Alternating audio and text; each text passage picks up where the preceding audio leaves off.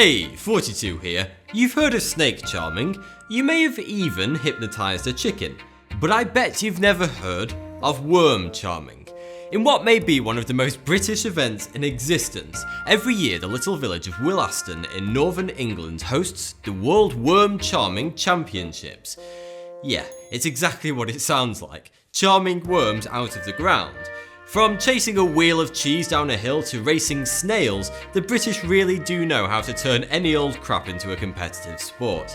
Every year, hundreds of thrill seekers gather in the picturesque little village of Willaston to compete in an intense championship of global proportions. The World Worm Charming Championships began in 1980 when some village locals were so bored that they decided to challenge each other to coercing worms out of the ground by rapidly tapping on the grass. They thought it was so thrilling that they made a competition out of it, and it has since grown massively in popularity. Some people travel from all over Europe to attend. So, how does one charm a worm? The basic idea is to create vibrations in the ground which scares the worm to the surface. Once they wiggle out of the ground, they must be picked and placed into a plastic cup. Now this is more difficult than it seems. If they're picked too soon or too fast, then it's easy to snap the worm in two. Incomplete worms won't be counted by the judges. Vibrations are created by all kinds of methods. One of the most popular is jamming a pitchfork into the soil and repeatedly hitting it to send shockwaves into the ground. Others opt for more unusual techniques, such as imitating the sound of rain, which worms are naturally drawn towards, and even playing the sound of rainfall into the soil with speakers. Others simply resort to whacking the ground with any random object that takes their fancy.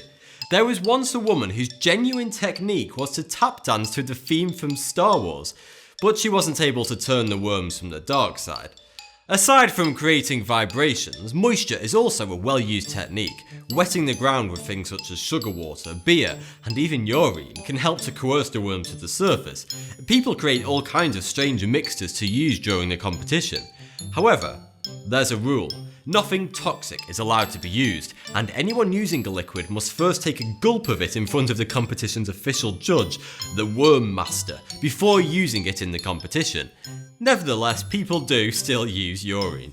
Speaking of rules, there are 18 of them in worm charming, including each competitor is given a 3x3 metre plot, no digging or forking is allowed, and all worms must be returned unharmed to the ground after the competition. Each team is made up of 3 people, a charmerer, a pickerer, and a counterer, and no, I haven't said those wrongly. I'm fairly sure you can guess what each of their roles are. The current world record holder is a 10-year-old girl who charmed 567 worms from the ground during the World Worm Charming Championships in 2009. But the weird world of worm charming isn't just reserved to an eccentric village in the north of England. Believe it or not, there's another British village that is totally obsessed with worm charming too.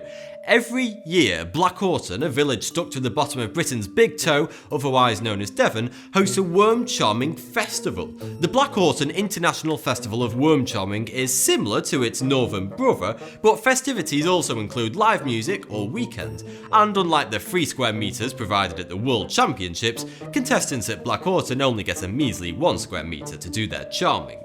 Fancy dress is also not an uncommon sight at the festival.